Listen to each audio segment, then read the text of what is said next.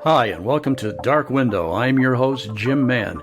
Here on this program, I will be talking with many of the leading investigators, researchers, and authors on the topics of UFOs, UAPs, alien abductions, extraterrestrials, and a host of many other fascinating and related topics. So please join me and my guest for the next hour as we reach out. This is Dark Window on KGRA Digital Broadcasting. Hello, everyone, and welcome to Dark Window. I'm Jim Mann, your host. My guest today in the studio here with me is a friend of mine and someone you may have heard of, Paige. Now, Paige is Colorado MUFON's state director. She is a star investigator for MUFON and is the team lead administrator for MUFON's Mars team. She's the host of MUFON's What's Up radio broadcast on KGRADB.com, along with her co-hosts, Chris DiPerno and Tara Diulis. And I don't know if I said that right. Katie has been on Coast to Coast with George Knapp. She's been on Spaced Out Radio and Coast to Coast with Coast to Coast's Dark Becomes Light with Heidi Hollis and many more. Now, Katie has a book out there. It's called Love and Light, 4 decades of UFO encounters, experiences, and sightings shared with ufologist Dr. Leo Sprinkle that maybe many of you have heard of or know. High strangeness on the Colorado Ranch, and that's what we're going to talk about tonight. The Colorado Skinwalker Ranch. It's not really the Skinwalker Ranch. We don't want to get it confused with what's going on in the Uinta Basin, but it's another ranch that is just as weird, and the high strangeness is incredible.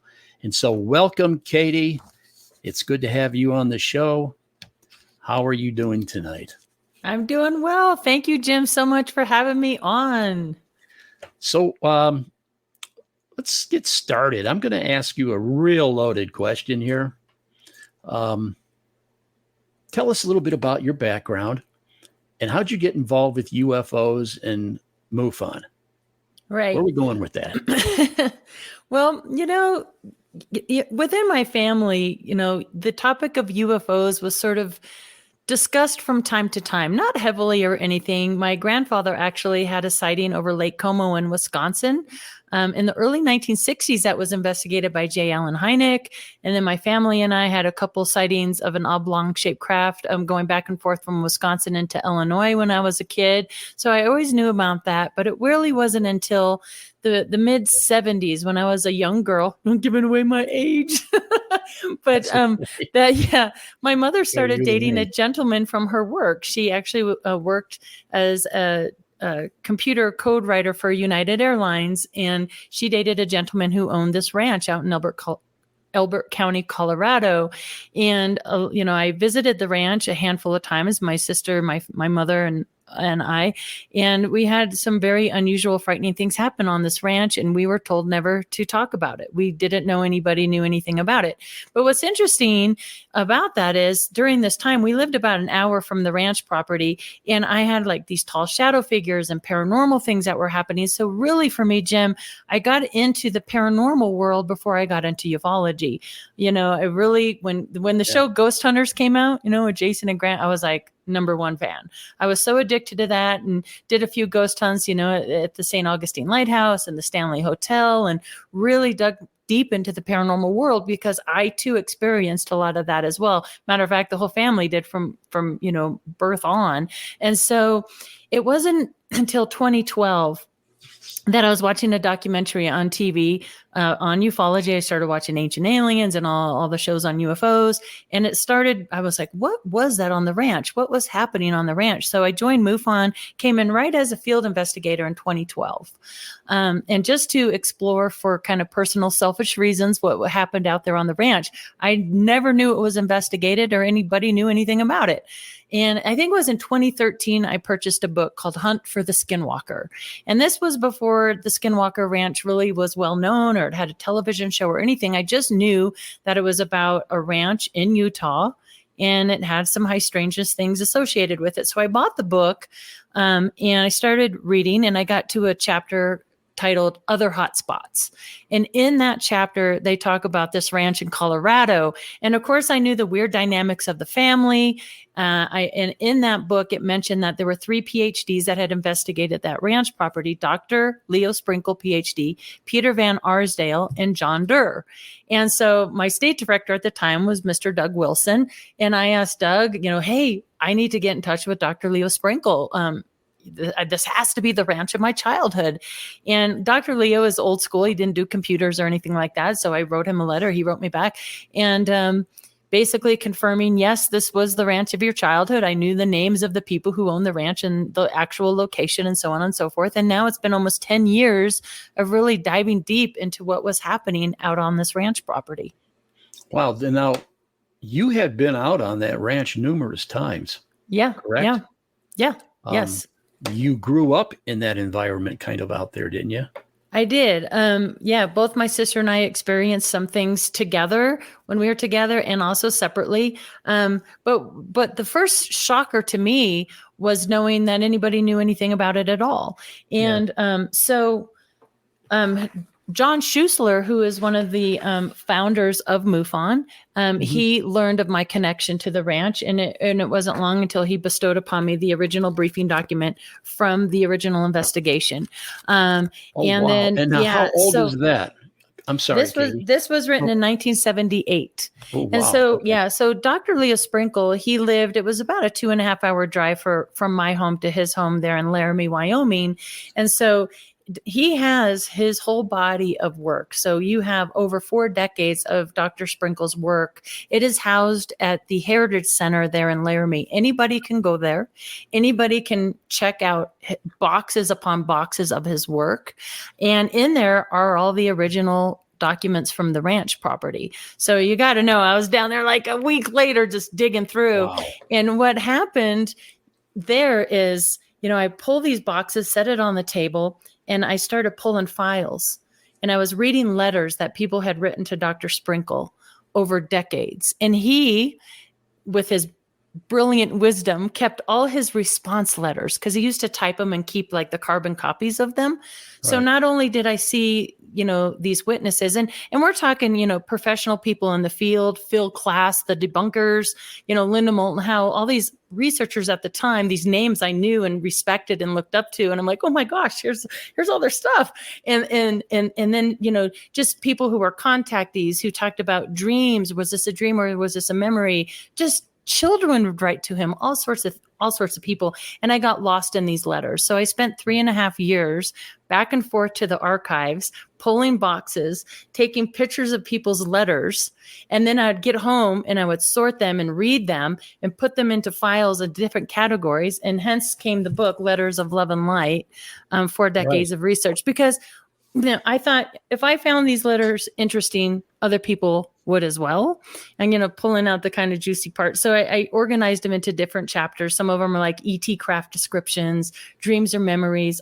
Dr. Sprinkle, he was a hypnotist. So, on hypnosis, his thoughts on that. And what I love about it the most is you kind of get to see Dr. Leo's train of thought through the decades, how he kind of progressed as a researcher and a hypnotist and a psychologist. Mm-hmm. So, that was a huge passion for me.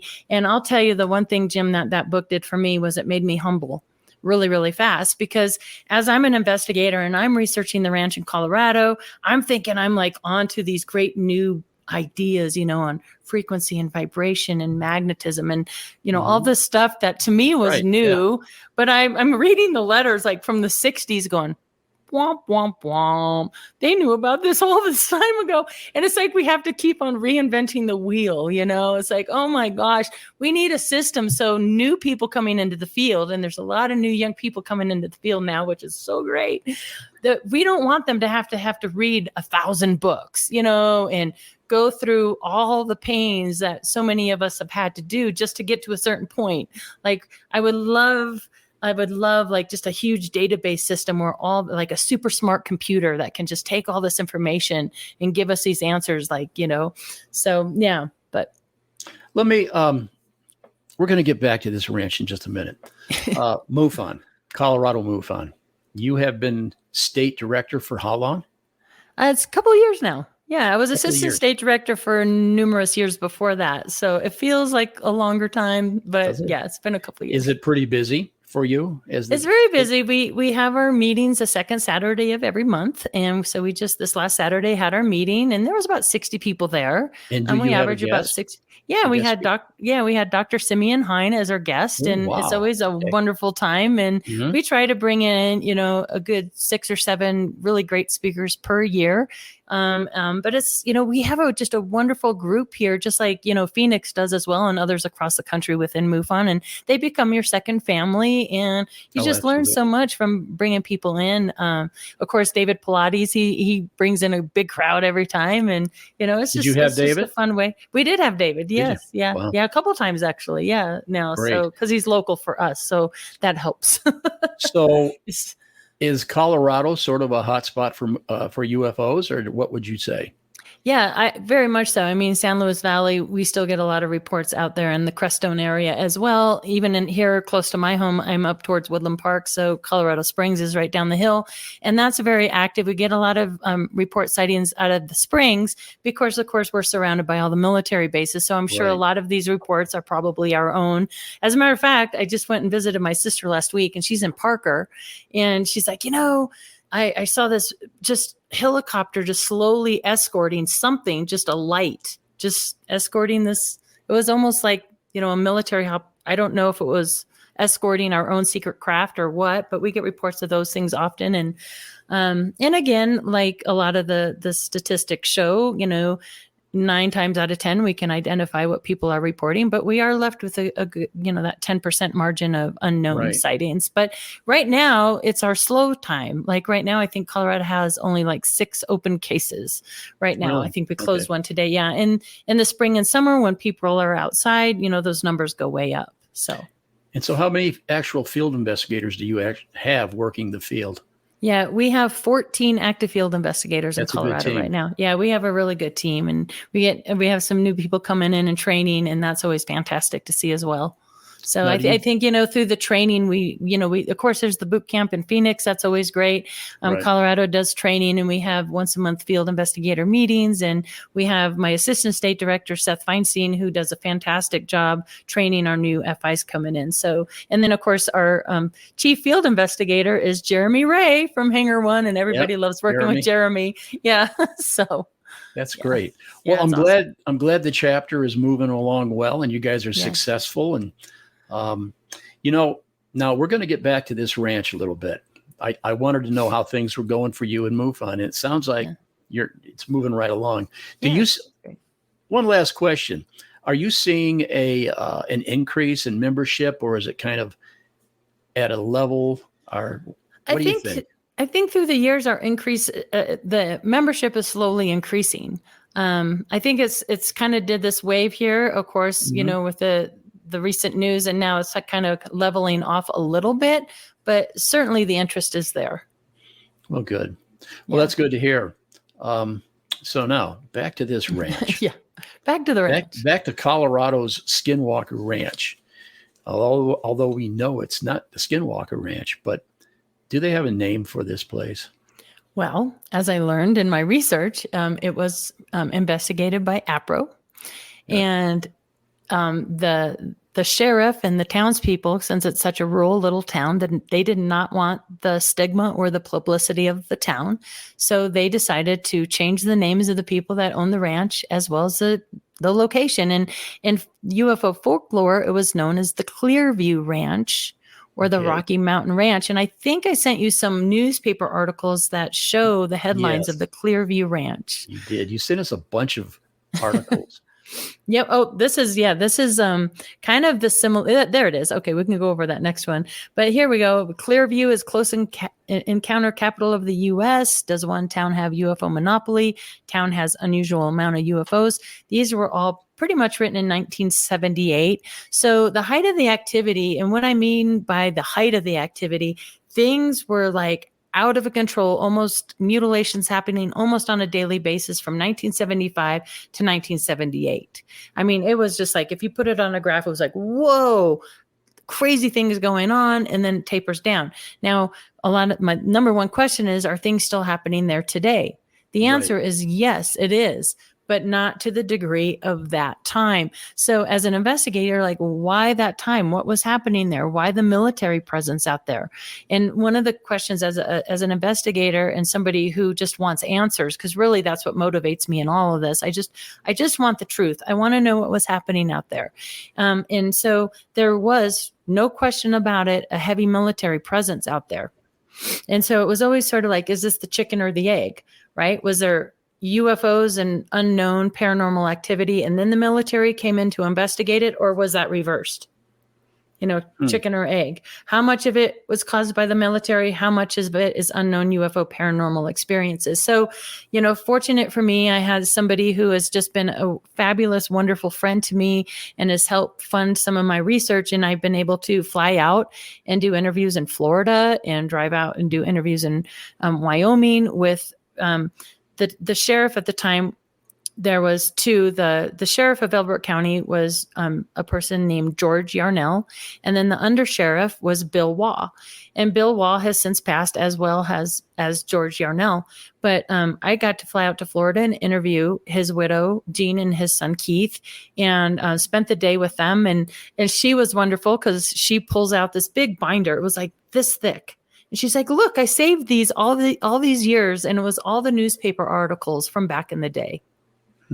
And I was just like, holy cow. And why that's such a treasure trove for me is, you go through and you pull all the names of these people that are mentioned in the article. And there was over 250 names. And what I also learned from that is that this phenomenon wasn't just located on the ranch property, on the 60 acres.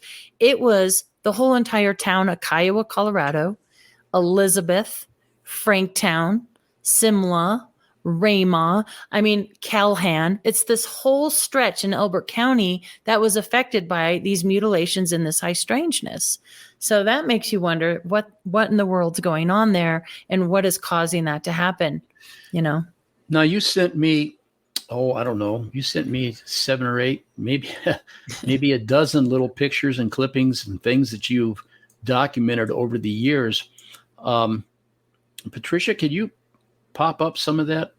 Maybe give us a little bit, because I want to know what exactly happened out there. What are we talking about? What sort of... You and me both. Yeah. So these are so one of the very first things that was reported when the family bought the ranch property were these bangs and sounds from underneath the ground, and also these humming sounds. Sometimes these humming sounds, which is something that I witnessed as well, would get so loud that you couldn't hear yourself speak over it. So there's these strange humming sounds. Wow. Then, of course, there's the cattle mutilations, which weren't just cow, but horse, sheep, and even dog were reported being mutilated out there. This, of course, was all across, like from Montana to Wyoming, down to Texas, a few in Arizona, Kansas, Nebraska, that whole midsection of the United States was experiencing these mutilations. And Bill Waugh, the undersheriff, Gene was telling me that, and Keith, he had a map in the station, and they would put pins in where these mutilations were happening, sometimes same day within a few hours of each other, one in Montana, one in Colorado. And so they were really trying to figure that out. And back in the day, they suspected maybe these were like satanic or cult activity, right? And I at least gotten to the point where there's no way this was cult activity. Now, Chuck Zukowski and Christopher O'Brien did extensive research on these mutilations back in the time. And as a matter of fact, Linda Moulton Howe, she was an investigative journalist back in the mid 70s there in Colorado. She lived not too far from where I lived off of Arapahoe Road. And so, that's where she did her film, A Strange Harvest. And Bill Waugh, the undersheriff, was actually in her film, as well as George Yarnell. So, she was really, I think she kind of got her start in the mutilation phenomenon back in Colorado at the time. And I think recently, people have come out and said, well, no, we know now that 100% of these mutilations, it was all the military. It was all that. And I maybe half, maybe 70%, but certainly not all of them were. There were just too many high strangeness incidents of these mutilations that just, there's no way it could have been done by our own military. Do we I have just a don't picture believe of that. one of those We do. mutilations? This story, I went out. The photo on the right is what it looks like when a coyote jumps on the back of a calf and just tears at it. Sorry for the graphic nature of the photos, but the one on the left was an interesting story. This was a witness, Sheila. Her family pioneered this small town. So, and her family ranchers through and through. And she was telling me that right out of high school, so this would have been 1978, 1979, they bought several acres out in Rama, Colorado, which is really close to Kiowa and in Elbert County. And her husband was out on horseback checking the cows for calves. He comes across a dead calf, and there were 4 incisions in a perfect square cut. And the top of the fur was removed, but the skin was still there. So he jumps on the horse and goes against my witness. They come back in the pickup truck. She said it took them about 25 minutes to get back to that calf. When they got back, that calf had been mutilated, cauterized. That's what the picture is. She wrote me on Facebook and goes, Right. "You're not going to believe it. I found the picture." And it was cauterized. Blood was drained out of there. The organ was removed. And interestingly enough, so the ground was, it was kind of moist, as you can see in the pictures. There were no footprints. There were no truck prints. They never heard a helicopter. And she said this was miles off the county road. She said it's not like somebody just could have pulled over on the side of the road and did this. It was in the middle of their property. Again, no track marks, no nothing. And she said the overwhelming sensation they had was a sense of being watched, which freaks me out because that's what I remember most about when I was a young girl, that sense of being watched all the time. It was intense. It was an intense feeling. And to my knowledge, that is still going on today, that sense of always being watched or monitored. So I find that really interesting. Now, the local authorities were aware that this stuff was happening, correct? Right. Yeah. And I didn't know that at the time. It wasn't until I went to Dr. Sprinkles and pulled these files and there were all these notes. So I do believe that I sent you the image of all the military bases that are in the springs there. Elbert Ranch. Yeah, there we go. So, yeah. So the big red star there is where the ranch is located. And you can see on this map that you have the Air Force Academy, you have the Cheyenne Mountain NORAD, Fort Carson, Scrivener Air Force Base, Peterson Air Force Base. And there's also Butte, which has the helicopters there over by Fort Carson, I believe. So back in the day, in the late 70s, the Air Force Academy owned property across I-25 up into that area where the ranch was. In Dr. Sprinkle's files, there was an interesting note about it was said Warren, and then it was redacted out, from Fort Carson was on the ranch property. It's the next one. We'll go to this one next. This is the undershare. Here we go. Warren blank. It was redacted out. These are actual Dr. Leo Sprinkle's handwriting up here. From Camp Carson, visits the ranch, felt something wrong, wouldn't go into woods. So behind the ranch house, there were these wooded areas of ponderosa pines. Said something took over his mind, made him walk towards the woods, would release him, and he would run back. And this did this to him 5 times. Now that made me think of, DARPA mind control kind of things. What the heck was that? And why was somebody from Fort Carson even on the ranch property? I mean, that was stunning to me. And then that one you showed first, this was Bill Waugh talking. And this was, again, Dr. Leo Sprinkle's notes. He said, Bill Waugh, the undersheriff, wants to talk to someone, has seen ships going into the ground, boxes, mutilations being done. Nobody will talk. Doesn't want investigation or publicity. No stigma. His credentials were important to him. It was an important factor. John would go back. Now, John was one of the adults on the ranch property from my childhood who has since passed away. It said, NORAD colonel said bluntly to forget about it and to shut up. Air Force head has a directive to handle UFOs and Bigfoot. Now, this is interesting, the whole Bigfoot side of this thing. Bigfoot. Yeah, right. Okay. Because, if anybody goes to Google Earth and searches Elbert County or Kiowa, Colorado, you have very flat open ranch areas, and then you have these little patches of treed woods. It's not like a Bigfoot family could live there all the time and hide. In our experience on the ranch, it's like Stan Gordon in his book. It is as if those Bigfoot were either workers or bodyguards, but they were directly connected to the craft that were seen out there. I don't know if they were interdimensional beings or what. We also had these large crypto birds sighted there. They look like a phoenix. And they were reported seen out there on the ranch. And it was reported that they actually got castings of these Bigfoot creatures and hair samples that were sent in and tested. I don't know what happened to those things. They're gone. I don't know where they are, but it was reported. And not only were so on the ranch property, these Bigfoot creatures that had these like glowing kind of piercing eyes would like stand by the barns and the silos and like look at the house. They were menacing. There were also these strange boxes that were seen there. I witnessed one in the daytime. They would emit the sound or this tone. And in this report, it stated that the ETs that were spotted there were two types. We'll get to that in a while. Said that those boxes were lethal, and they made an example of one of the Bigfoot creatures. They had to walk toward it, and it dropped the Bigfoot creature. So, and that's what's reported. I did not witness this, but that's what was reported in the report. And I'm like, whoa, what is that all about? And interestingly enough, when I was speaking in Laughlin, Bob Solis watched my presentation, and he sent me a really nice email. And in it, I don't know if I sent that one to you, but he had two drawings. One of the original sketches from the mid-70s. Yeah. So the drawing on the right there, the darker one, that was the original sketch of the Sasquatch Bigfoot creature seen on the ranch property. The one on the right was the one in Montana. And basically, he says, I will confirm to you that in 1996, I was in contact with the widow of, and I redacted it out, Sands was a deputy sheriff for Cascade County, Montana, near Great Falls in the 70s. In one letter, she states that he also served on a special team secretly funded by the Department of Agriculture, which is also very interesting to me because when I talked to Richard Doty in Laughlin, he said, if you need to FOIA the Department of Agriculture. So that's a lead that I need to follow. But anyway, he said the purpose of which was to determine the cause of many cattle mutilations, UFO sightings, and Bigfoot reports.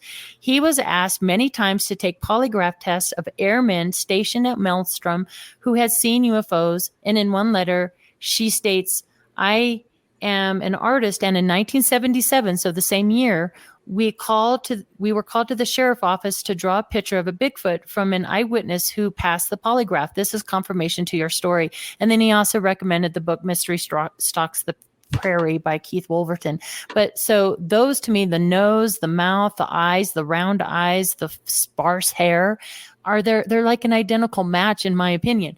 And what's interesting too, when I was a little girl and I knew, the adults in the situation for both my sister and I were like, don't talk about this. We don't want anybody to know about this. But they would refer to, yet we would hear them talking about police being called and more mutilations on the ranch and on all these crazy things happening. So we knew and we witnessed crazy things. So we knew it was bigger than what we could even imagine. But they called those the white fuzzies.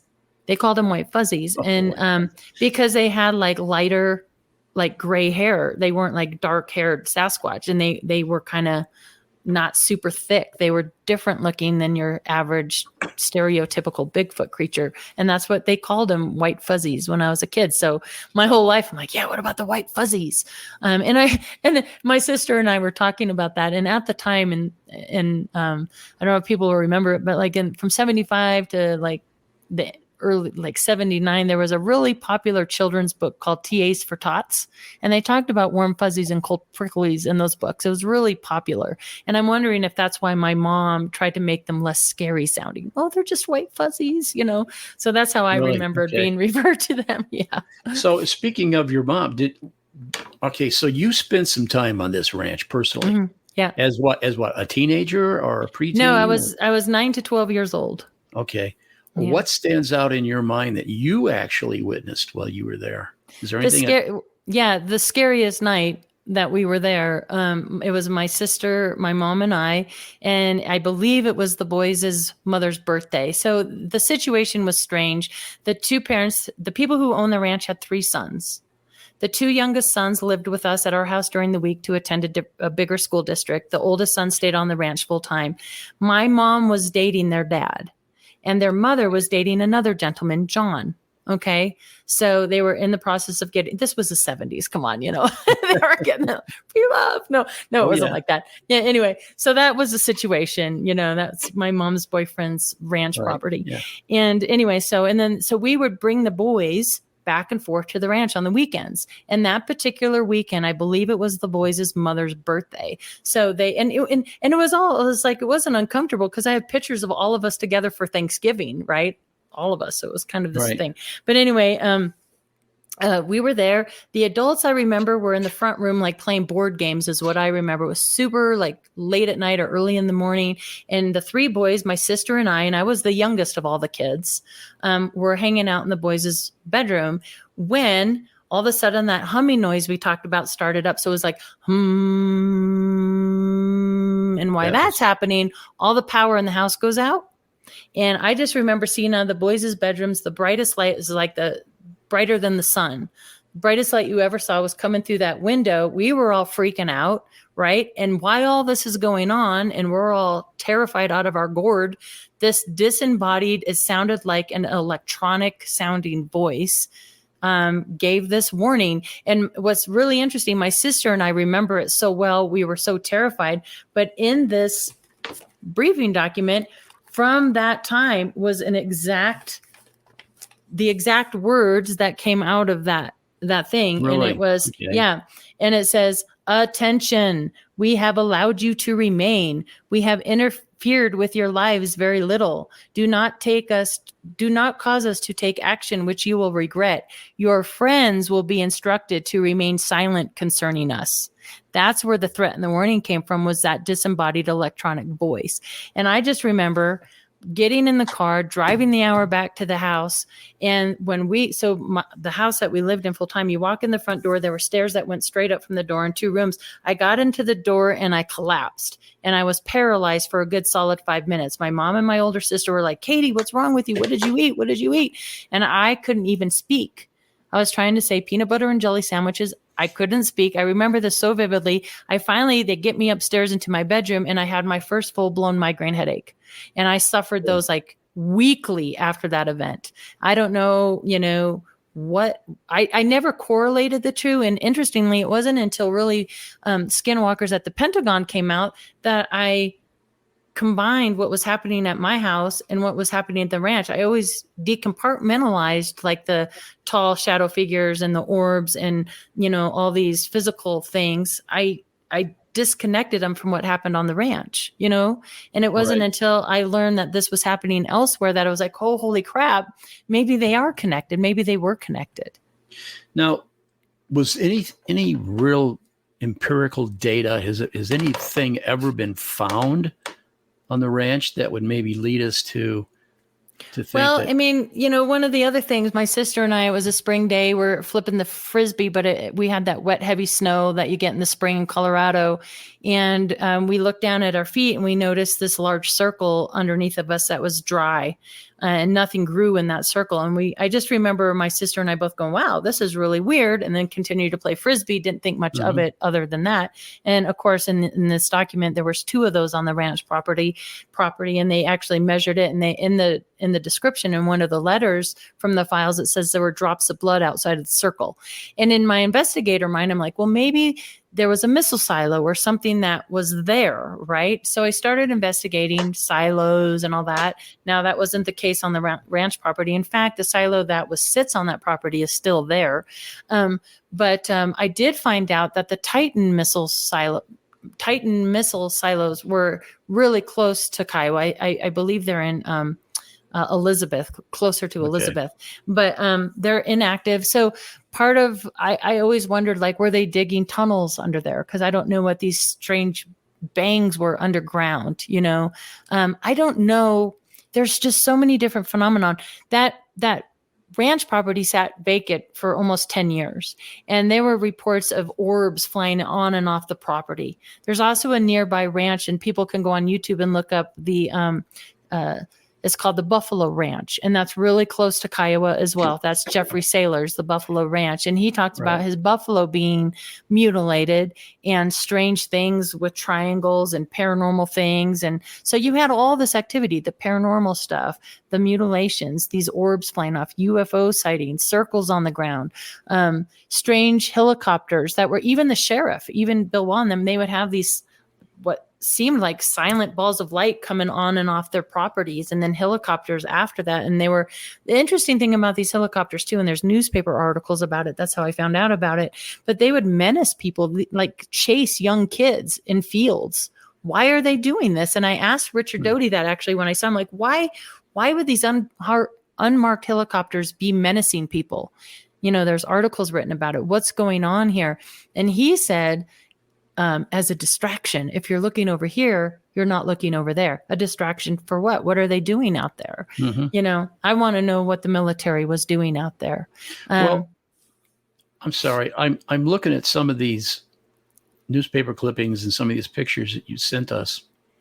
Patricia, there's one there about A7D crash. What is that about? Oh boy. Yeah. So in again, speaking of the military. Yeah. So I have this here in my hands. This in the reports, they said that, and you can read it up here. This was in the briefing document. Said, I also understand that 2 National Guard interceptors were up, redacted out, and went down while in pursuit of a UFO at night. And I thought, okay, if 2 interceptors crashed, there has to be something about it.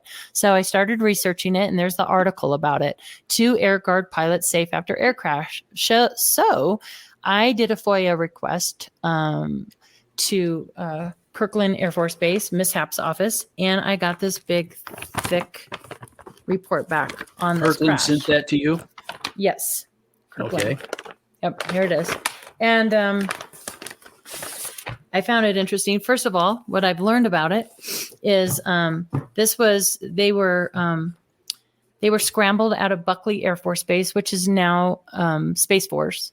And it was in the evening, and supposedly this was an instructor and a student on a training, thing at night. But what I find suspicious, and I've talked to people in the Air Force about it, and they think it's suspicious as well, is they had 255 live rounds of ammunition on board over like people's houses. So they had live ordnance on board. And so I have the transcripts from, look at this. You can see how much is, hold on, get to some redacted stuff. Look at that one that's redacted out. This might be the transcript. Yeah, this might be the transcript of the radio towers. But is there at least fascinating, a date or something on that, Katie? There's dates, the location, what they've, how much they were worth, all sorts of really cool information. I would really love somebody from the Air Force to help me go over all this. But what I found interesting is one of the causes that it states, and I don't know if you have that image, but it says that one of the causes of the crash is that the instructor, right here, the instructor pilot misidentified the rotating beacon of another aircraft as the student's aircraft cause. And it was one of several causes.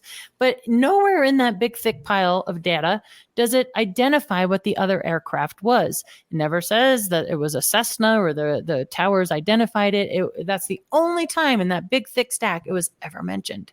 And then the other causes were like the student turned off its lights when he thought he turned it on. So the instructor hit the tail of the student and both went down. Both pilots ejected. Both pilots survived. I wish I knew if they were still around or alive or what. Even if they were, I'm sure if they were chasing an unidentified craft, they weren't. They're not going to be able to talk to me. Although that new law just passed where they would be protected if they did. But interesting, I was at David Marler's doing some research on the property. I don't know, maybe a month and a half ago now. And I came across a really cool article talking about a Canadian NORAD station that actually scrambled a couple jets after an unidentified craft they had on radar. So we know that they have done it in the past. And why wouldn't they do it in this case? And in fact, Bill Waugh talks about, so the Stapleton Airport, and I believe NORAD, or I'm not sure who issues no-fly zones, but they did for a time issue a no-fly zone over Kiowa, Colorado, where all these mutilations were occurring. They had the police up in airplanes all the time. They had a $10,000 reward for to catch these mutilators. And people, talking to Bill and other people that lived in the town at the time, you would have loaded shotguns sitting by your door. Like, people were actively looking to catch these perpetrators of these mutilations. People were on edge. It was like really eerie. People were scared. People were afraid they were going to mutilate people next. I mean, this was a very scary time, and nobody ever caught anybody doing anything, So that's really mysterious. Yeah, it is. I see a number of things on here, the list of these little articles and pictures you sent me. Wow, there's a lot going on there. Has there been any sort of conclusion as to what any of this stuff is? Well, I go back and forth. Right now, where I sit, for a while, I was like 75% of it's the military, 25% unknown. That has, the more I interview, the more I learn, the more I discover that ebbs and flows a little bit. Now I'm like 50-50. I'm like, because we know for certain the military was out there. There's actually a really good publication. If anybody can find it, I have a copy of it. If you're really interested, maybe they could contact the show. I could get it to you. But it's a research document that is titled "The Choppers and the Choppers," and they do statistical analysis and data on the mutilations and these strange helicopters, right, all across the Midwest. And it's really fascinating to read it. So we definitely know that the military, Air Force, was aware of what was going on out there, and the police and NORAD. But we also know that the level of high strangeness and unexplained things that, to me, can't be, like, people will say, well, yeah, the people can dress up in Sasquatch suits. People can do these disembodied electrical voices. They can do, was it all the military just scaring the tar out of people? And why would they do that? I mean, if they just wanted to buy the property, they could have just offered them a lot of money and bought the property if they were trying to chase them off, I mean, so right now I'm like 50-50. I think both things were going on. And then I'm like, which came first, the chicken or the egg? And I really believe that the high strangeness stuff started and the military came in to go, what the heck's going on? Maybe they were picking things up on radar. I don't know. But I think that's where I am now. But again, that changes as I learn more, I see you've got something here that says, that shows a couple of ETs or something, 1970 ETs. Right. To me, this was just mind blowing to me. So the image there on the right with the tubes coming out, and it looks like it has this helmet and this box. This was in Dr. Leo Sprinkle's files from the ranch, from the Kiowa Ranch. And the one on the right, or the one on the left, was actually a guest speaker we had. His name's Sean Bartok, and he wrote a book called Flashbacks. And those tubes in the neck, he said, expanded out. Now, what's interesting about this, I didn't know anything about Sean Bartok's story, where his property was, what the years were. And come to find out after I got to know him later, obviously, is his property was 14 miles from the ranch property. Okay. Almost identical types of activity. Now, in the book, it's in Castle Rock, as he's a little closer in. I'm not going to give the name of the town he was in, but it was literally 14 miles from our ranch property. And when he pulled up those drawings of that ET being, because I had already had the drawings from Dr. Leo Sprinkle, and I thought, these are so unusual looking. I've never seen anything like these, like in, magazines or movies or articles. I didn't share them with anybody. There's another image of them, because these guys had like this box thing, and then these like, here, that's the original drawing. That's incredible. From the ranch, like these spindly spider-like arms. And actually the description, that box panel, I don't know if it was a protective something, but it actually came out to a point. And the one on the right is Sean Bartok's with the tubes coming out. And and the reason I have AI there is because I was at the grocery store standing in line, and there was a magazine called Popular Mechanics, and the front cover was all on AI, and you see how they have those tubey things in the neck, and I was like, oh my gosh, maybe those were AI, and maybe they were connected to those strange mechanical sounding boxes out there. Because what was reported in these documents, and I never witnessed ET out there, I witnessed shadow figures in my room, but not ET. And but what the report said was that there were two types of ETs spotted out on the ranch property, and they were in conflict with one another. One of them were these AI crazy looking dudes, And then the other ones were like Nordics. Right. Yeah. And they were like, we're doing our thing here. You guys are, don't mess with us. We won't mess with you. And so, yeah, isn't that Well, crazy that's though? all. Yeah, that's pretty interesting. Yeah. Let's go back to your book. Now, what can you tell because we're coming down to the last 5 minutes. Oh, man. What can you tell us about your book? Well, I could tell you that I just find it fascinating because the way it's organized, you can just go through the decades and just see cases that really weren't well known. There's some really great information about Francis E. Warren Air Force Base that I found interesting. Mass sightings over that, because I do believe a lot of the UFO activity around military bases and missiles and nukes and all that. I think there's a lot of truth in that. There's a really cool case from the 1930s from a pastor in Snowflake, Arizona, that is almost identical to Travis Walton. And again, Travis Walton was 1975. So for me as a UFO investigator and researcher, if anybody brings up the 70s, I'm all about it, because to me, that's my favorite decade to research. I mean, it's before internet and cell phones and all this stuff. And I think it's an overlooked decade. I think there was a lot of interesting activity going on in the 70s. And in the Mars program, which you mentioned before, the MUFON Research Redacting Archive team is it's all that pre-CMS, pre-computerized cases. And I found another interesting ranch in Ohiopyle, Pennsylvania. And of course, there's Marley Woods, and there's Trey Hudson's Southern, and of course, Skinwalker and Bradshaw and Blind Frog. And there's these locations all across that have these things in common. And I think they're all important. I think they all need to be looked at as a whole and not just, one at a time, because they have something in common. Personally, I think it's, water, which David Paulides talks about. A lot of these disappearances around water.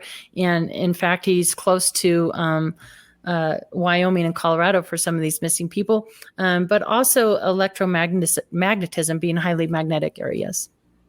So what is on your schedule now coming up in the next month? Do you have conferences that you were speaking at, or so what's going on? Well, yeah. Dave Scott from Spaced Out Radio is having a cool fan party in May, the weekend of May 20th. So I'll be out there in Vegas for that. That's fun. I'll be out in Roswell at the UFO Expo out there in Roswell in March. I'm not going to be speaking there, but I'll be hanging out with the KGRA group, and that should be a lot of fun, conducting interviews. And, for me, speaking is nice just because it gets all this information. You work so hard, you want to share it with others.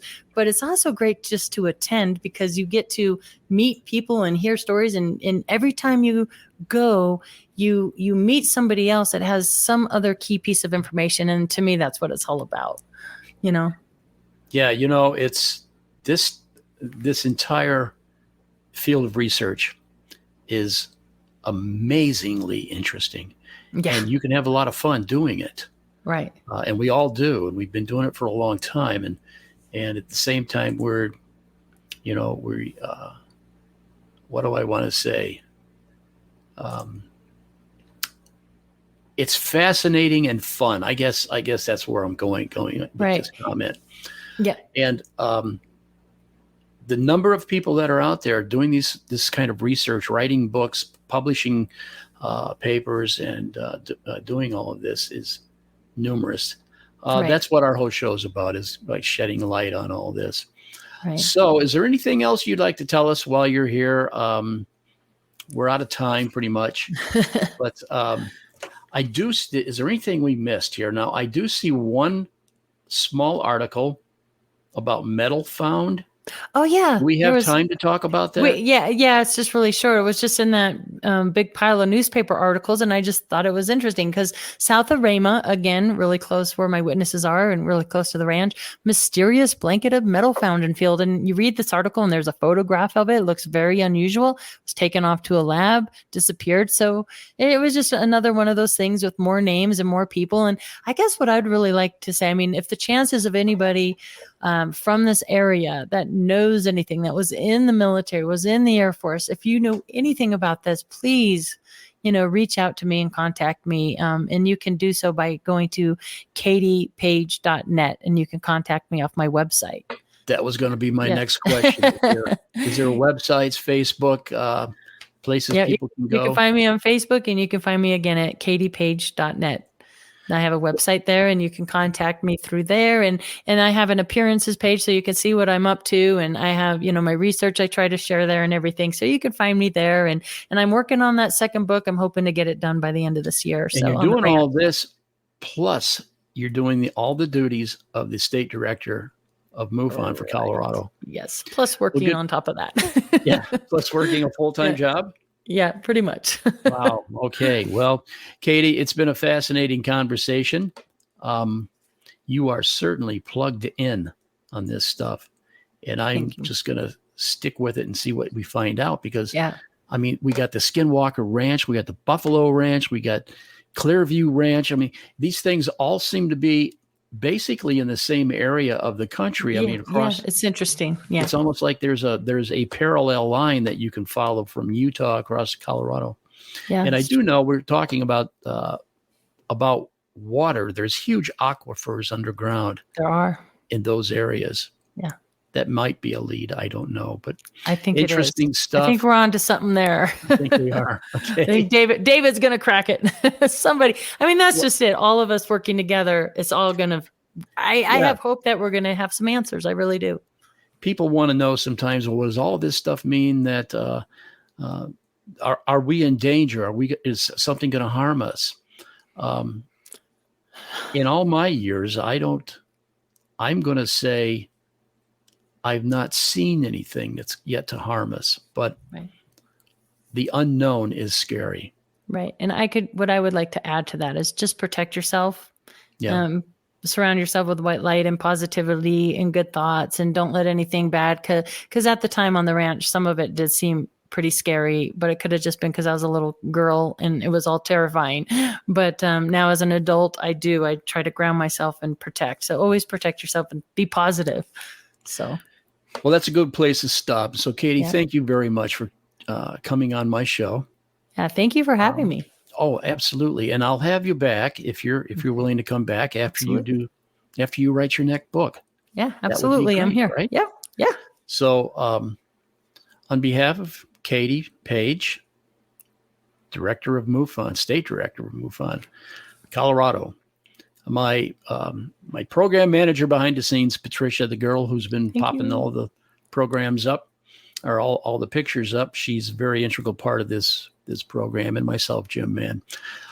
Thank you for joining us, and see you next week. My guest next week will be film documentary producer James Fox. Very interesting conversation coming up there. So thank you very much. Have a good evening, and next week.